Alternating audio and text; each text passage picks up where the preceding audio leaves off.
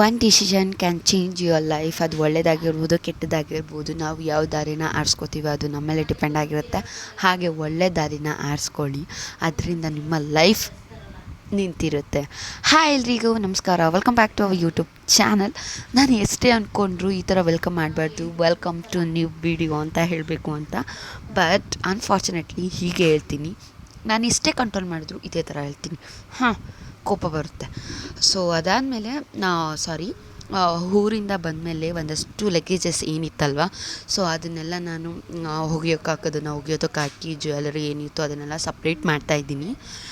ನಾನು ಎಷ್ಟು ದಿನಕ್ಕೆ ಈ ಲಗೇಜನ್ನ ತೊಗೊಂಡೋಗಿದೆ ಅಂತ ಕೇಳಿದ್ರೆ ನಿಜವಾಗ್ಲೂ ನೀವೇ ಶಾಕ್ ಆಗ್ತೀರಾ. ಜಸ್ಟ್ ಒನ್ ಡೇಗೆ ಇಷ್ಟು ಡ್ರೆಸ್ಸಸ್ನ ತೊಗೊಂಡೋಗಿದ್ದೆ.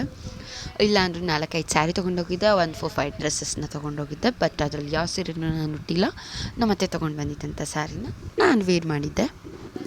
ಸೊ ಅದು ತುಂಬ ಅಂದರೆ ತುಂಬ ಚೆನ್ನಾಗಿ ಕಾಣಿಸ್ತಾ ಇತ್ತು. ವಿಡಿಯೋ ಕೂಡ ಹಾಕಿದ್ದೀನಿ, ಪ್ರೀವಿಯಸ್ ವಿಡಿಯೋ ಅಂದರೆ ದಸರಾ ಹಬ್ಬ ವಿತ್ ಫ್ಯಾಮಿಲಿ ಅಂತ.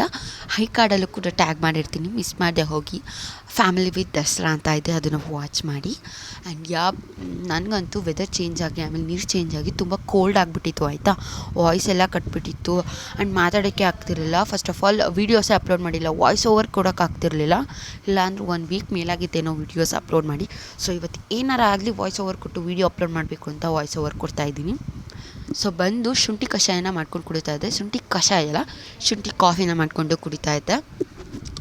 ನೀವು ಯಾವಾಗಲೂ ಶುಂಠಿ ಕಾಫಿ ಮಾಡ್ಕೊಳ್ಬೇಕಾದ್ರೂ ಕೂದಿಡೋದು, ಕಟ್ ಮಾಡಿ ಹಾಕೋದು, ಜಜ್ಜು ಹಾಕೋದು ಈ ಥರ ಎಲ್ಲ ಮಾಡಿಬಿಡಿ. ಅದನ್ನು ತುರಿದು ಹಾಕಿ, ತುರಿದು ಅದನ್ನು ಹಾಕಿದಾಗ ಅದರ ರಸ ಬಿಡುತ್ತೆ ಆ್ಯಂಡ್ ಅದು ಕೆಲಸ ಕೂಡ ಮಾಡುತ್ತೆ. ನಮ್ಮ ಬಾಡಿ ಒಳಗಡೆ ಕೆಲಸ ಮಾಡುತ್ತೆ ಆಯಿತಾ. ಅದಾದಮೇಲೆ ಅದ್ರ ನೆಕ್ಸ್ಟ್ ಡೇ ಸ್ವಲ್ಪ ತೊದಲಿಸ್ತೀನಿ ಆಯಿತಾ. ಈ ವಾಯ್ಸ್ ಓವರ್ ಕೊಡಬೇಕಾದ್ರೆ ಯಾಕೆ ಅಂತ ಗೊತ್ತಿಲ್ಲ, ಬಟ್ ತೊದಲಿಸ್ತೀನಿ. ನಾರ್ಮಲಾಗಿ ಕರೆಕ್ಟಾಗಿ ಮಾತಾಡ್ತಿರ್ತೀನಿ, ವಾಯ್ಸ್ ಓವರ್ ಕೊಡಬೇಕಾದ್ರೆ ಮಾತ್ರ ಈ ಥರ ಮಾಡ್ತಾಯಿರ್ತೀನಿ. ಚಿಯಾ ಸೀಡ್ಸು ಏನೋ ಹೇಳ್ತಾರೆ, ಇದು ಸಮಥಿಂಗ್ ನಂಗೆ ಕರೆಕ್ಟಾಗಿ ನೇಮ್ ಗೊತ್ತಿಲ್ಲ. ಅದನ್ನು ತಲೆಗೆ ಅಪ್ಲೈ ಮಾಡೋಣ ಅಂತ ಹೇಳಿ ಅದ್ರದ್ದು ನೀರಲ್ಲಿ ಕುದಿಸಿ ತಲೆಗೆ ಅಪ್ಲೈ ಮಾಡಿ ಚೆನ್ನಾಗಿ ಮಸಾಜ್ ಮಾಡಿದೆ. ಬಟ್ ನನಗೆ ಗೊತ್ತಿರಲಿಲ್ಲ ಅದು ಕೂಡ ಕೋಲ್ಡ್ ಅಂತೆ. ಸ್ನಾನ ಮಾಡ್ಕೊಂಡು ಬಂದಮೇಲಂತೂ ಇನ್ನೂ ತಲೆ ಬರ ಎಲ್ಲ ಸ್ಟಾರ್ಟ್ ಆಗಿಬಿಟ್ಟಿತ್ತು. ಇದೇನಿದು ಪ್ಲ್ಯಾಂಟ್ ಅಂತ ನೋಡೋದಾದರೆ ಅದು ಬ್ರಿಂಗ್ರಾಜ್ ಪ್ಲ್ಯಾಂಟ್ ಅಂತ ಹೇಳಿ, ಇದು ಒಂಥರ ಹೇರ್ಗೆ ಮೆಡಿಸಿನ್ ಅಂತ ಹೇಳ್ಬೋದು. ಇದ್ರ ಬಗ್ಗೆ ಹೇಳ್ತಾ ಕೂರಿದ್ರೆ ಒಂದು ವೀಡಿಯೋನೇ ಸಾಕಾಗಲ್ಲ. ಡೆಫಿನೆಟಾಗಿ ನೆಕ್ಸ್ಟ್ ವೀಡಿಯೋದಲ್ಲಿ ನಾನು ತಿಳಿಸ್ಕೊಡ್ತೀನಿ. ಸೊ ಅದು ಚಿಕ್ಕ ಪಾಟ್ಗೆ ಅಂತ ಶಿಫ್ಟ್ ಮಾಡಿದೆ. ಅದು ಬೇರು ತುಂಬ ದಪ್ಪ ಇತ್ತು, ಗಿಡ ಇಷ್ಟೇ ಇದ್ದರೂ ಬೇರು ತುಂಬ ದಪ್ಪ ಇತ್ತು. ಹಾಗೆ ಅದ್ರ ಪ್ರಯೋಜನವೂ ಕೂಡ ಅಷ್ಟೇ ದಪ್ಪ ಇದೆ.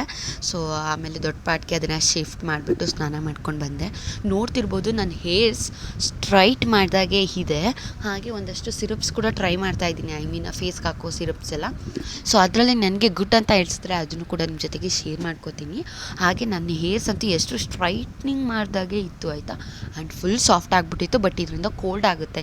ಈ ಬಾಣ್ತೀರು ಇವರೆಲ್ಲ ಬಳಸೋದಕ್ಕೆ ಹೋಗಬೇಡಿ.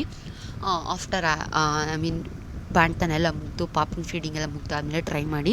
ಇನ್ನು ಬೇರೆಯವರೆಲ್ಲ ಟ್ರೈ ಮಾಡ್ಬೋದು, ಬಟ್ ಕೋಲ್ಡ್ ಇರುವಾಗ ಟ್ರೈ ಮಾಡಿಬಿಡಿ. ಇನ್ನೂ ಶೀತ ಆಗಿಬಿಡುತ್ತೆ ಆಯಿತಾ. ನನಗೆ ಕೆಮ್ಮು ನೆಗಡಿ ಇತ್ತು, ತಲೆನೋವೆಲ್ಲ ಬಂದುಬಿಟ್ಟಿತ್ತು. ಅದಾದಮೇಲೆ ಮಾತಾಡೋಕ್ಕೆ ಆಗ್ತಿರ್ಲಿಲ್ಲ, ಫುಲ್ ಗಂಟಲು ಕಟ್ಕೊಂಡ್ಬಿಟ್ಟಿತ್ತು.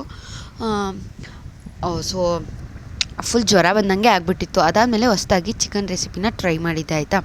ಇದಕ್ಕೆ ಗೋಡಂಬಿ, ಆಮೇಲೆ ಶುಂಠಿ, ಬೆಳ್ಳುಳ್ಳಿ, ಹಸಿಮೆಣ್ಸಿನ್ಕಾಯಿ, ಕೊತ್ತಂಬರಿ ಸೊಪ್ಪು, ಪಾಲಕ್ ಸೊಪ್ಪು ಇಷ್ಟನ್ನು ಹಾಕಿ ಆಡಿಸ್ಕೊಂಡು ಬಿಡಬೇಕು. ಆಮೇಲೆ ಅದಕ್ಕೆ ಚಿಕನ್ಗೆ ಹಾಕಿ ಮ್ಯಾರಿನೇಟ್ ಮಾಡಬೇಕು ಆಯಿತಾ, ಅರಿಶಿನ ಹಾಕಿ.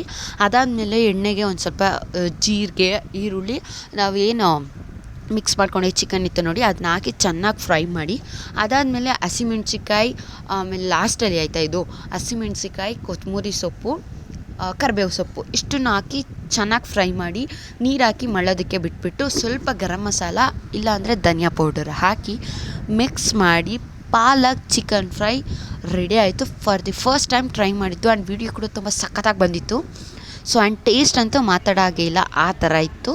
ಅದಾದಮೇಲೆ ಬ್ರಿಂಗ್ರಾಜ್ ಪ್ಲ್ಯಾಂಟ್ ಅದರ ನೆಕ್ಸ್ಟ್ ಡೇಲಿ ತುಂಬ ಚೆನ್ನಾಗಿ ಕಾಣಿಸ್ತಾ ಇತ್ತು ಆ್ಯಂಡ್ ಚಿಗುರೋದಕ್ಕೂ ಕೂಡ ಸ್ಟಾರ್ಟ್ ಮಾಡಿತ್ತು. ಇತ್ತೀಚೆಗೆ ಗಿಡದ ಮೇಲೆ ಒಲವು ಜಾಸ್ತಿ ಆಗಿದೆ ಆ್ಯಂಡ್ ಸಿಕ್ಕಾಪಟ್ಟೆ ಇಷ್ಟ ಆಗ್ಬಿಟ್ಟಿದೆ ಆಯಿತಾ. ಗಿಡ ಬೆಳೆಸಬೇಕು ಅಂತ ತುಂಬ ಆಸೆ. ಬಟ್ ನಮ್ಮ ಮನೇಲಿ ಅಷ್ಟು ಜಾಗ ಇಲ್ಲ ಆಯಿತಾ. ನಮ್ಮಮ್ಮನ ಮನೇಲಿ, ನನ್ನ ಹಸ್ಬೆಂಡ್ ಮನೇಲಿ ಈಗ ಹೊಸ ಮನೆ ಮಾಡಿರೋದು ಆಯಿತಾ. ಅಲ್ಲಿ ಜಾಗ ಇದೆ ಇಲ್ವೋ ಗೊತ್ತಿಲ್ಲ, ಹೋದ್ಮೇಲೆ ನೋಡಬೇಕು. ಒಂದಷ್ಟು ಪಾಟ್ಗಳು ಕೂಡ ಆರ್ಡ್ರ್ ಮಾಡಿದ್ದೀನಿ ಆ್ಯಂಡ್ ಸೀಡ್ಸ್ ಕೂಡ ಆರ್ಡ್ರ್ ಮಾಡಿದ್ದೀನಿ. ಅದನ್ನೆಲ್ಲ ಮೀಶೋ ಹಾಲ್ ಮಾಡ್ತೀನಿ, ಅದನ್ನು ಮಿಸ್ ಮಾಡಿದೆ ನೋಡಿ. ಅದಾದಮೇಲೆ ಫ್ರೈಗೆ ಸ್ವಲ್ಪ ಮುದ್ದೆ ಇದ್ದರೆ ಚೆನ್ನಾಗಿರುತ್ತೆ ಅಂತ ಹೇಳಿಬಿಟ್ಟು ಮುದ್ದೆ ಮಾಡಿದೆ, ನಾನೇ ಮಾಡಿದೆ. ಚೆನ್ನಾಗೇ ಇತ್ತು. ಬಟ್ 3 ಮುದ್ದೆಗೆ ಈ ಗ್ಯಾಸ್ ಸುತ್ತಮುತ್ತ ಎಲ್ಲ ಚೆಲ್ಲಿ ಅಂಡಿ ಇಟ್ಬಿಟ್ಟಿದ್ದೆ. ಆ್ಯಂಡ್ ಹಾಗೆ ಸೈಡಲ್ಲಿ ನಮ್ಮಕ್ಕ ಚಿಕನ್ ಕಬಾಬ್ನ ಮಾಡ್ತಾಯಿದ್ಲು. ಅವಳದು ಕೂಡ ಚಿಕನ್ ಕಬಾಬ್ ರೆಡಿ ಆಯಿತು. ನಾನು ನಮ್ಮಕ್ಕ ಇಬ್ಬರು ಕೂತ್ಕೊಂಡು ಚೆನ್ನಾಗಿ ಬ್ಯಾಟಿಂಗ್ ಮಾಡಿ ಸ್ವಲ್ಪ ಖಾರ ಜಾಸ್ತಿನೇ ಹಾಕಿದೆ ಆಯಿತಾ, ಏನದು ಪಾಲಕ್ ಚಿಕನ್ಗೆ.